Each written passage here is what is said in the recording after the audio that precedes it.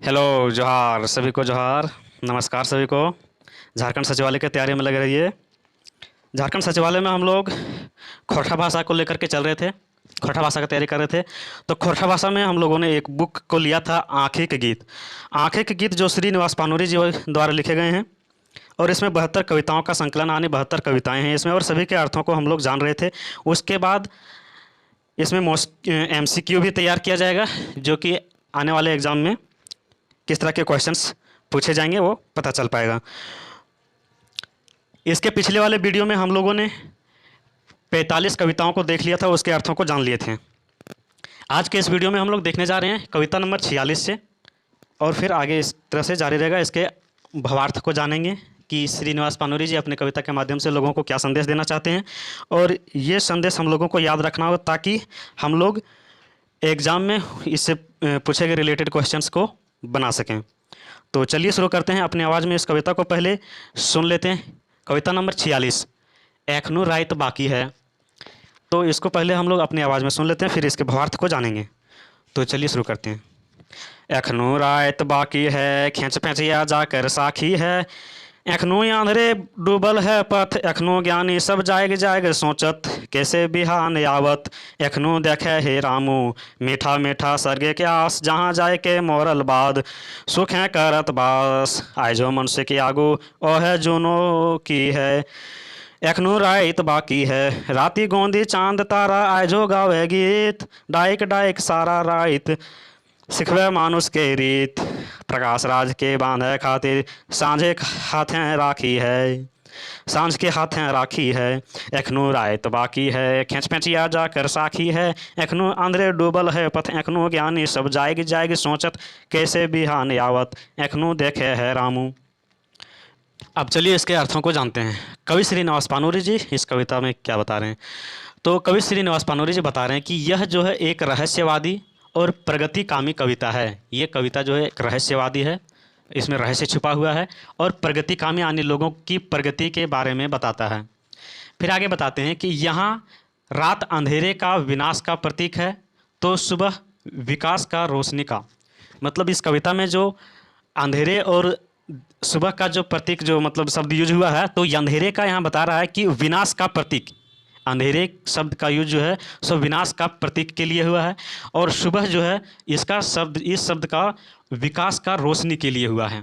सुबह से हम लोगों को जानना है कि विकास का रोशनी, सच में अंधेरा जो अंधेरा छाया हुआ रहता है तो वहाँ विनाश देखने को मिलता है, और सुबह सुबह तो एक आशा की किरण हम लोगों को अच्छा लगता है, तो वो विकास का रोशनी का प्रतीक है, ये कवि कहते हैं।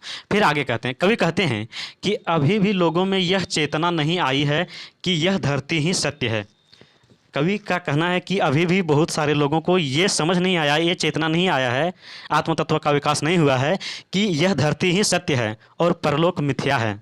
कवि जी परलोक को मिथ्या बताते हैं, इसलिए सभी लोगों को उसका कहना है, सभी कवि जी का कहना है कि उसको मानना चाहिए कि धरती ही सत्य है, और परलोक जो है, जो परलोक हम लोग स्वर्गलोक या अन्य लोकों की बात जो करते हैं वो मिथ्या है, धरती ही सत्य है। आज भी कुछ लोग दिन रात इस प्रयास में लगे हैं कि परलोक ही सत्य है और यह दुनिया झूठी है। बहुत से लोगों का मानना है कि परलोक ही सत्य है, ये दुनिया झूठी है। सच में सभी लोगों के मुख से सुना जाता है कि आदमी मरने के बाद हम लोग स्वर्ग चले गए हैं, या फिर बैकुंठ चले गए हैं, या कई अन्य लोगों की बात करता है और वहाँ बोलता है कि वो सत्य है और वो अच्छा जगह है। पर लोगों को जानना चाहिए कि ये दुनिया सही है। ये कवि जी अपने कविता के माध्यम से बताना चाह रहे हैं। इसमें कुछ कठिन शब्द हैं जो उसका अर्थ यहाँ पे बता रहे हैं। जैसे खींच पेचिया, एक खींच पेचिया शब्द का यूज हुआ था इस कविता में। तो खींच पेचिया का मतलब होता है, खींच पेचिया का मतलब है कि एक चिड़िया जो मध्य रात्रि के बाद बोलती है। खींच पेचिया एक चिड़िया का नाम है जो मध्य रात्रि को बोलती है। इसका बोलना प्रमाण है कि रात अभी बाकी है। रात में एक चिड़िया, कोई वर्षा भी चिड़िया तो बंद कर देती, कोई आवाज़ नहीं निकालती, बस एक खींच पेचिया नाम की एक चिड़िया होती है जो रात को भी बोलती है। तो वो इसका बोल रहे हैं कि इसका बोलना प्रमाण है कि रात अभी बाकी है, मतलब अभी रात है, दिन नहीं हुआ है। खींच पेचिया तारा का भी नाम है। खींच पेचिया एक तारा का भी नाम है जो अर्धरात्रि का प्रतीक है, मतलब अभी रात है। तो चलिए इसी तरह से आगे की कविता को सुनते हैं। अगली कविता है कविता नंबर 47, आइज फूल के डूबे है सूरज। तो चलिए इसको पहले अपनी आवाज़ में सुन लेते हैं, फिर इसके अर्थों को हम लोग जानेंगे। कवि श्रीनिवास पानूरी जी क्या बता रहे हैं अपनी कविता में, इसके भावार्थ को जानेंगे। तो चलिए पहले सुनते हैं। आइज फूल के डूबे है सूरज, आइज फूल के डूबे है सूरज, प्राकृतिक भाषा की बूझत मूर्ख। पंडित सब कहत कालुक दिन सुंदर होवत, चाहे निशी दिन बैरसत। होनिहार पूत एक लीलार चमके, ऐसन कहत ज्ञानी। जगत अनुभवी सब कहाँ कोणल बहराइत पानी। ई दुनिया तो जुहाक दाव, ओकरे जाकर मुँहे राव। सेठ फकीर साव देने उल्लू के सूझे कखन, रुचे नाय स्वाद नाय भेल भोजन।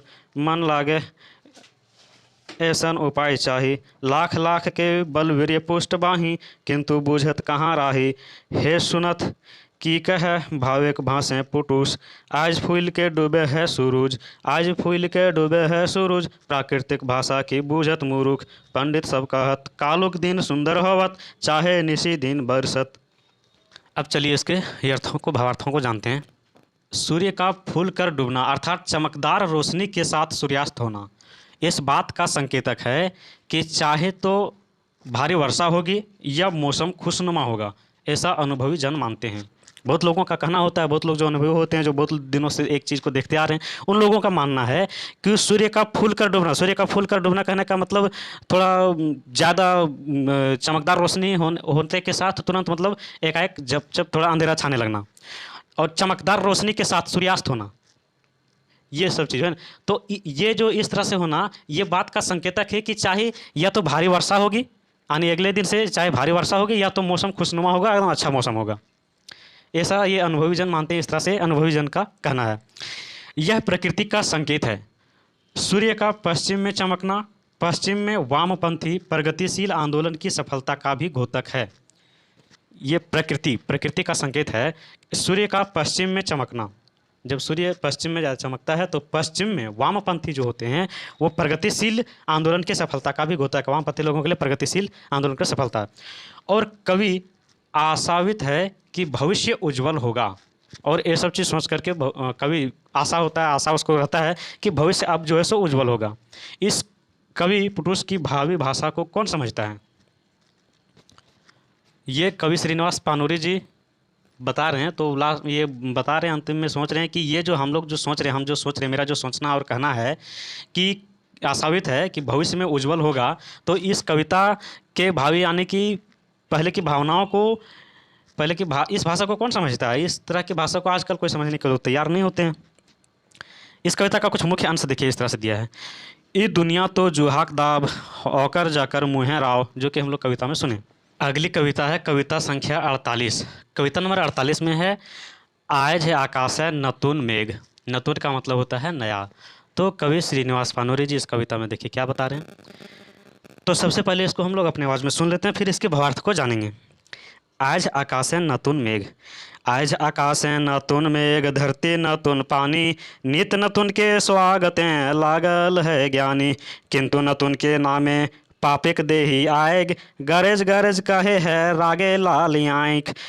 नतून के रास्ते काटा रोपे फेंके आएग छानी, जखन नतून खातिर खाले भविष्य के आसन, नतून गिदर कोरे नारी करे खुशिक दान, जखन नतून के जागल दे धरती छोड़े प्राणी। आज आकाश नतून मेघ, धरती नतून पानी, नित नतून के स्वागतें लागत है ज्ञानी, लागल है ज्ञानी।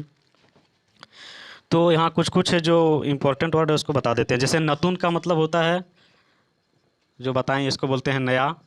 यहाँ पे एक गिदर शब्द का यूज हुआ है। तो गिदर का मतलब होता है बच्चा, छोटा छोटा बच्चा।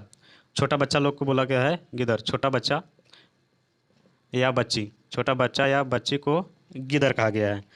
और फिर इसमें तो कुछ देखने का नहीं है। स्वागतें, स्वागतें इसका मतलब होता है स्वागत करना। ठीक, स्वागत करना, स्वागत करना, बस इतना ही है इसमें। अब चलिए इस कविता के अर्थों को जान लेते हैं। यानी कवि श्रीनिवास पानूरी जी इस कविता में क्या बताना चाह रहे हैं। बोल रहे हैं कि यह एक अर्थार्थवादी प्रगतिशील कविता है। अर्थार्थवादी प्रगतिशील कहने का मतलब ये कविता में जो भी भाव हो प्रगति को दर्शाता है कि कैसे प्रगति हम लोगों को करना है, उस बारे में बताते हैं। परिवर्तन प्रकृति का नियम है। परिवर्तनशील जो है सो परिवर्तन का ये प्रकृति का नियम है। सच में ये प्रकृति का नियम है, हमेशा परिवर्तन होते रहता है कुछ ना कुछ। अपने ही शरीर के बारे में अगर देखा जाए तो जब हम लोग छोटा बच्चा थे, बच्चा से बड़ा होते होते देखिए कितना परिवर्तन हो गया। और भी अन्य चीज़ों को उदाहरण लेकर के हम लोग समझ सकते हैं कि कैसे परिवर्तन होता है। यानी कि परिवर्तन प्रकृति का नियम है, परिवर्तन होना ही होना है। किंतु प्रतिगामी जन इसका पुरजोर विरोध करते हैं। प्रतिगामी जन मतलब जो प्रगति करते हैं वो जो है सो इसका पुरजोर विरोध करते हैं। इसको नहीं मानते हैं कि प्रकृति जो है सो परिवर्तन का नियम है। इसके बावजूद परिवर्तन होता ही है। कितना भी लोग कह करके बोलें कि परिवर्तन नहीं होता है, इसके बावजूद भी परिवर्तन होता ही है। परिवर्तन को कोई रोक नहीं सकता और भविष्य का निर्माण करते हैं। और परिवर्तन होता है तो परिवर्तन कहने का मतलब अगर परिवर्तन हो रहा है तो वो भविष्य का निर्माण कर रहा है। जैसे अगर हम लोग इतिहास की बात करें तो उस समय क्या था, अभी कितना परिवर्तन हुआ और आगे जैसे परिवर्तन होते रहेगा तो इससे हम लोगों का क्या होता है, भविष्य बनते जाता है। तो इस कविता में श्रीनिवास पानूरी जी इस चीज़ को बता रहे हैं कि लोगों को मानना चाहिए कि ये परिवर्तन होता है और परिवर्तन के साथ हम लोगों को भी धीरे धीरे डेवलप और उस पर सोचना चाहिए जो अच्छा परिवर्तन लाए। अगली कविता है कविता नंबर 49, आइजो झारखंड वह हवे है। तो कवि श्रीनिवास पानूरी जी के द्वारा क्या बताना चाह रहे हैं, आइजो झारखंड ओहे हवे है। मैं पहले चलिए इसको सुनते हैं फिर इसके भावार्थों को जानेंगे। आइजो झारखंड वह हवे है, आइजो झारखंड ओहे हवे है, ककरो थार एक भात है, ककरो हाथ चले है सूतल जग वे बहने, मायर रहल है रस चमत्कार एक चकाचौंध, नीत न तुन यस, काइल हो बेचारा खोवल हल, आइजो वे बेचारा खोवे है, आइजो वह कविलाक दल, बाहरे प्रेम भीतरे छल, कवि काइल गावे राम नामिक चादर, आइज फूल पेंट धोविक धोवल, काइल नौका डूबल है, आज जहाज डूबे है, आइजो झारखंड के वह हाल। कवि श्रीनिवास पानूरी जी इस कविता में देखिए क्या बता रहे हैं। बता रहे हैं कि झारखंड में शोषण कल भी हो रहा था और आज भी हो रहा है, बल्कि आज तो बड़े पैमाने पर शोषण हो रहा है। मतलब कह रहे हैं कि झारखंड में शोषण पहले भी हो रहा था और आज भी हो रहा है, और आज भी शोषण हो रहा है। सो ऐसा नहीं कि छोटा मोटा, बहुत बड़े पैमाने पर हो रहा है, बहुत ज़्यादा शोषण हो रहा है। इस तरह की बात ये कह रहे हैं। यह एक यथार्थवादी कविता है। तो ये चीज़ बताएं। अब यहाँ पे एक मुख्य अंश दिया हुआ है, इसमें यहाँ पे आया है काइल नौका डूबहल आज जहाज डूबे है। काइल नौका डूब है मतलब पहले जो है सो नौका डूबता था, मतलब नाव जैसा, मतलब छोटा छोटा चीज़ पर शोषण हो रहा था। लेकिन आज जहाज डूबे है मतलब जहाज का मतलब कहने का मतलब नौका से बड़ा होता है जहाज, तो आज जहाज का जहाज डूब रहा है मतलब जहाज बहुत बड़े पैमाने पर शोषण हो रहा है। ये इसका मतलब यही बताना चाह रहे हैं। अगली कविता है कविता नंबर 50, जखन पंडिते खाते हैं भाषाक भार। मतलब कवि श्रीनिवास पानूरी जी बता रहे हैं कि जखन पंडिते खाते हैं भाषा का भार, जखन पंडित के हाथ में भाषा का भार दिया गया, मतलब भाषा को बताने के लिए, प्रचार करने के लिए दिया गया कि भाषा किसे कहते हैं, भाषा के बारे में जानकारी देने के लिए बताया गया। उसके बाद क्या होता है वो चीज़ बता रहे हैं अपने कविता के माध्यम से। तो सबसे पहले इसको चलिए सुनते हैं, उसके बाद फिर इसके भावार्थ को जानेंगे। जखन पंडितेक हाथें भाषाक भार, जखन पंडितेक हाथें भाषाक भार, तखन भाषाएं चमत्कार, जखन भावुकेक हाथें भाषाक भार, तखन भाषाएं रसेक धार, तभी है भावुक प्राण मुक्त कंठें गावा गान, नीत की न तुन रागें नीत न तुन तान, छुवे पारे मानुष एक हृदय खोले पारे आँख, अवोध अभागिक मुहें दिए पारे बाहक, न तुन फुर्ती न तुन तेज सिरे न तुन धार, जखन पंडित के हाथें भाषाक भार, तखन भाषाएं चमत्कार, जखन भावुके हाथें भाषाक भार, तखन भाषाएं रसेक धार। रस के धार, रसेक धार नहीं, रस के धार। तो कवि श्रीनिवास पानूरी जी इस कविता के माध्यम से देखिए क्या बताना चाह रहे हैं। कह रहा है कि यह एक यथार्थवादी कविता है। भाषा एक है किंतु अलग अलग हाथों में इसका प्रयोग अलग अलग तरीके से होता है। कवि कह रहे हैं कि भाषा एक है किंतु अलग अलग हाथों कहने का मतलब अलग अलग लोगों के द्वारा इसका प्रयोग अलग अलग तरीके से होने के कारण भाषाविद भाषागत खूबियों खामियों का विश्लेषण करते हैं, तो दूसरी ओर कविताओं साहित्यकारों के द्वारा पद गद विभिन्न विधाओं में लोक हितकारी साहित्य का सृजन कर लोगों की जुबान को अभिव्यक्ति क्षमा प्रदान करते हैं। भाषाविद जो है, भाषाविद मतलब भाषा का ज्ञानी जो है सो भाषागत खूबियों खामियों का विश्लेषण करते हैं। कुछ लोग जो है सो भाषा की खूबियों और उसके कमियों को दर्शाते हैं। तो दूसरी ओर एक क्या है, कविता और जो साहित्यकार जो है उसके द्वारा पद और गद कहानी और कविता के माध्यम से, विभिन्न विद्याओं के माध्यम से लोक हितकारी साहित्य का सृजन कर, लोक हितकारी साहित्य का बनाकर सृजन कर लोगों की जुबान को अभिव्यक्ति क्षमा प्रदान करते हैं, लोगों को अभिव्यक्त बोलने की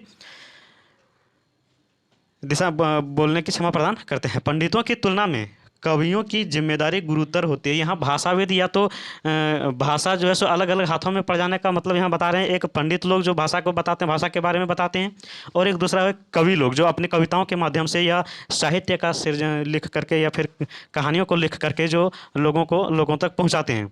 पंडित भी अपने जो भी ग्रंथ वगैरह जो भी है उसको लिख करके पहुंचाते हैं। तो दोनों की भाषा अलग अलग होती है, वो इसका बखान करते हैं, उसका बताते हैं। उसी के बारे में कवि श्रीनिवास पानुरी जी बताए हुए हैं। मुख्य अंश में दिया गया है, छुआ पारा मानुषिक हृदय खोला पारे आँख, मतलब कह रहा है कि कोई ऐसा भाषा जो मानुष का हृदय छू लेगा या तो उसका आँख खोल पाएगा कि भाषा कैसे बोलना चाहिए। फिर आगे बोल रहा है, अबोध अभागिक मुँह दिया पारा बाँख, मतलब अबोध जो कुछ नहीं जानता है उस अभागे मुँह में दिया पारा बाइक कहने का मतलब उसके मुंह से अच्छे भाषा को बुलाने का ज्ञान दे पाए। उसी के बारे में ये बताएं श्रीनिवास पानुरी जी, मतलब भाषा के महत्व को बताएं कि भाषा को जो है सो अलग अलग लोग जो है सो अलग अलग तरीके से प्रस्तुत कर देते हैं, वो अच्छा नहीं होना चाहिए, भाषा एक होनी चाहिए। अगली कविता है कविता नंबर 51, नाच बांदर नाच रे। तो देखिए इसमें क्या कह रहे हैं, चलिए इसको पहले सुन लेते हैं फिर इसके भावार्थ को जानेंगे। यहाँ इसमें क्या, नाच बांदर नाच रे, बांदर यहाँ जो है सो झारखंडी जनता को बताया गया है। झारखंड के लोगों को जो है सो बांदर शब्द से इसको दिखाया गया है। ठीक, तो अब देखिए क्या कह रहा है, इसको पहले सुन लेते हैं फिर इसके भावार्थ को जानेंगे। नाच बांदर नाच रे, नाच बांदर नाच रे, मोर चाहे बाँच रे, तोर खातिर सुसनी साग हमर खातिर माछ रे। नाच बांदर नाच रे, मोर चाहे बाँच रे, हमर खातिर सोना चांदी तोर खातिर कांच रे। नाच बांदर नाच रे, मोर चाहे बाँच रे, हमर खातिर दलान घर तोर खातिर गाछ रे। नाच बांदर नाच रे, मोर चाहे बाँच रे, नाच बांदर नाच रे, मोर चाहे बाँच रे, तोर खातिर सुसनी साग हमर खातिर माछ रे। अब चलिए इसके भावार्थ को समझते हैं। कवि श्रीनिवास पानुरी जी बता रहे हैं कि बांदर जो है यानी कि झारखंडी जनता जो है सो सभी तरह से लोगों से शोषित हो जाते हैं, ये अपने थोड़े से भी दिमाग का इस्तेमाल नहीं करते हैं। यहाँ पे वही करें, इस कविता में बंदर झारखंडी जनता का प्रतीक है, कहने का मतलब बंदर जो है सो झारखंडी जनता को बोला गया है, जिसकी नियति ही शोषित होने को है। मतलब यहाँ बोल रहा है कि झारखंड की जनता का नियति ही है, उसका बुद्धि ऐसे ही है कि वो किसी बाहरी लोगों से वो शोषित होने का, वो अपना थोड़ा सा भी दिमाग नहीं लगाते हैं कि कैसे हम लोग बाहर वाले लोगों से शोषण हो जाते हैं, उस पर शोषण ना होए। लेकिन उसका बोल रहा है कि झारखंड लोगों का नियति ही है शोषित होने का। फिर बोल रहा है बाहर के लोग झारखंडी जनता को हर तरह से, तन से, मन से, धन से, सभी तरह से शोषण कर रहे हैं। इसका तन मतलब शारीरिक शोषण भी कर लेते हैं, मन मतलब मानसिक शोषण भी कर लेता है, धन आने के धन का भी शोषण कर लेते हैं। लेकिन झारखंड की जनता लोग समझ नहीं पाते हैं, समझने में देर हो जाती है, तब तक तो बहुत सारा शोषण हो चुका हो रहा है। तो वही कवि श्रीनिवास पानुरी जी इस कविता के माध्यम से अपने भावों को रखे हैं। मुख्य अंश इसमें दिया गया है, नाच बांदर नाच रे, मोर चाहे बाँच रे, मतलब नाचो, जैसा जितना जिसको नाचना है उसको नाचते रहो, इधर उधर करते रहो। मोर चाहे बाँच रे क्या है, मोरेगा चाहे बचेगा। अगर तुम लोग को जैसे अगर कहते हैं ना कि समझ ही नहीं है तो उसमें क्या किया जाए, समझने का प्रयास ही नहीं कर रहे हो तो मोर चाहे बचो। अगली कविता है कविता नंबर 52, हम पकिया लाल रंग के। हम हैं पक्का लाल रंग के, मतलब हम हैं पक्का आदमी। तो चलिए इसको पहले सुन लेते हैं फिर इसके भावार्थ को जानेंगे। हम पकिया लाल रंग के, हम पकिया लाल रंग के, हमर यापन चाइल, हमर यापन गीत, हमर यापन रस, चले के यापन ढंग के देते हमर संग। हम पकिया लाल रंग, हमें नाय बनब साहू, हम रहब तेली, हमी बनब मिश्री जखन गुड़क भेली। युग के छठ के छूतत आपने हमर दहिक जंग, युगे छूट के छुटत आपने हमर दहिक जंग। हम पकिया लाल रंग के, हमरे अपन चायल, हमरे अपन गीत, हमरे अपन रस, चले अपन ढंग के देता हमर संग। हम पकिया लाल रंग। तो अब इसके भावार्थ को चलिए समझते हैं। कवि श्रीनिवास पानुरी जी देखिए क्या बता रहे हैं, कौन सा पक्का रंग है। यह एक अथार्थवादी प्रगतिशील विचारधारा की कविता है। मतलब ये जो है अथार्थवादी और प्रगतिशील, मतलब इस कविता के भाव में प्रगतिशील, प्रगति के बारे में बताया गया है। प्रगतिशील विचारधारा जो सर्वथा लोकहित पर आधारित है, मतलब जो लोकहित कार्य पर, लोकहित के लिए आधारित है, वही शाश्वत है। बाकी प्रतिगामी तत्व और विचारधारा टिकाऊ नहीं है, उसका नाश तय है। मतलब लोकहित के लिए अगर कोई चीज़ की प्रगति कर रहे हैं, लोकहित कार्य के लिए, तो वो वही शाश्वत, वही सत्य है। बाकी जो भी छोटे छोटे विचारधाराएं जो हैं वो सब टिकाऊ नहीं है, वो उसका नाश तय है, उसका नाश हो जाता है। तो हम लोगों को चाहिए कि लोकहित कार्य के लिए अपना कोई कार्य या तो फिर उस पर अच्छी सोच रखनी चाहिए। इसमें कुछ मुख्य अंश दिया हुआ है। हम नाय बरब साहू, हम रहब तेली, हम ही बनब मिश्री, जखन गुड़क भेली। अगली कविता है कविता नंबर 53, हम आर ऊ। तो चलिए पहले इसके हम आर ऊ में मतलब यहाँ बता रहे कि हम आर ऊ मतलब हम और वो कौन है। तो चलिए सबसे पहले इसको सुन लेते हैं, फिर इसके भावार्थ को समझेंगे। हम आर ऊ, हम खोजे हृदय आसन, ऊ खोजे राज, ओकर आँखी ऊँच नीच, हमार आँखी लाज, हम खोजी अपन गोड़े, डांग धरती लोक, ऊ खोजा लटकल रहुक, लोकक दही जोंक, हम खोजी फूलक माला, ऊ खोजे ताज, हम खोजे अपने बुझुक, ऊ कहे हमरे सुनुक, बातें उठुक बातें बेसुक, हम खोजे पुरुषक तेज, ऊ खोजे लंबा सलाम, हम खोजे मानुष के मन, उठुक नदिक बेग, बलि राजेक जमीन आपे, बनाक 3 डेग, ऊ खोजे भिखुक वेश, हम खोजी वीरेक साज, आपन धने धनी हम, परक धने ऊ, रसक भूखा भोरा हम, फूलक पोकाऊ, हम खोजे जियत मानुष, ऊ खोजे लाश, हम आर ऊ, हम खोजे हृदय आसन, ऊ खोजे राज, ओकर आँखी ऊंच नीच, हमर आँखी लाज, हम खोजे आपन गोड़े। चलिए इसके अर्थ को जानते हैं। देखिए कवि श्रीनिवास पानूरी जी इस कविता के माध्यम से क्या बता रहे हैं। कह रहे हैं कि यह एक अथार्थवादी कविता है। अथार्थवादी कविता है मतलब लोकहितवादी है, इस तरह से है ना। दुनिया में 2 तरह के लोग हैं, एक शोषक और दूसरा शोषित। मतलब दुनिया में 2 तरह के लोग हैं, कहने का मतलब एक शोषक जो शोषण करता है, दूसरों पर शोषण करता है, और दूसरा शोषित जो शोषित हो रहा है, दूसरों के द्वारा जो शोषित हो रहा है। एक स्वाभिमानी और दूसरा परावलंबी। एक होता है स्वाभिमानी जो अपने आप में अकड़ रखना, स्वाभिमानी, और दूसरा होता है परावलंबी। परावलंबी का मतलब दूसरों पे डिपेंडेंट रहना कि वो क्या चीज़ कर रहे हैं। एक लाशों का व्यापारी है और एक लाशों का व्यापारी है का मतलब, कहने का मतलब एक जो है सो लाशों का व्यापारी है, मतलब लोगों को शोषण करते ही जाता है, वो मर जाए फिर भी उस पर कोई फर्क नहीं पड़ने वाला है, उसको लाशों का व्यापारी कहेंगे। तो दूसरा मानव हित की रक्षा करने वाला, और एक ऐसे व्यक्ति भी हैं जो मानव हित की रक्षा के लिए चाहते हैं कि कैसे मानव का हित हो, अच्छा हो, उसकी रक्षा करते हैं, लोक हित कार्य करते हैं, लोगों की भलाई कैसे हो उस पर थोड़ा ध्यान देते हैं। और वहीं एक जो है सो लाशों का व्यापारी करता है, मतलब उस पर कोई फर्क नहीं पड़ता है कि क्या हो करना नहीं करना, सिर्फ शोषण करने पर टिका हुआ रहता है कि कैसे लोगों को शोषण किया जाए। वो शोषण करते करते वो मर क्यों ना जाए, क्या उस पर प्रभाव पड़े, उस पर कोई उसको सोचने वाला नहीं है। तो इन्हीं 2 मानसिकता पूरे विश्व में कायम है, और इसी तरह के मानसिकता वाले पूरे विश्व में कायम है। इसी तरह के 2 तरह की सोच रखने वाले पूरे विश्व में आपको देखने को मिलेंगे। ये श्रीनिवास पानूरी जी अपनी कविता के माध्यम से बताए हैं। इसमें कुछ मुख्य अंश दिया हुआ है, वो देखिए क्या है। आपन धने धनी हम, परक धने ओ। मतलब आपन धने धनी का मतलब हम अपने धन का धनी हूँ, अपने में हम जो जानते हैं, मेरे जो ज्ञान है, हम जो हमारे पास जो धन है उसी से हम अच्छा हैं। परक धन है वो मतलब दूसरों के धन से वो है, वो जिसके बारे में जो शोषित करता है जो है वो। रसक भूखा भौरा हम, मतलब रस जैसा जो भौरा रस के लिए भूखा होता है ना, रस पाने के लिए इधर उधर फूलों का करता है, उसी तरह से हम लोग भी रसक भूखा भौरा हम, मतलब भौरों की तरह हम लोग भी जो है सो अच्छा चीज़ करने के लिए या फिर दूसरों से शोषित होने के लिए वो है। फूले पोका ओ, फूल का पोका मतलब फूल का जो लास्ट अंत में जो होता है वो है। ये चीज़ बता रहे हैं श्री कवि श्रीनिवास पानूरी जी अपने कविता के माध्यम से। तो आज इतना ही, फिर अगले वीडियो में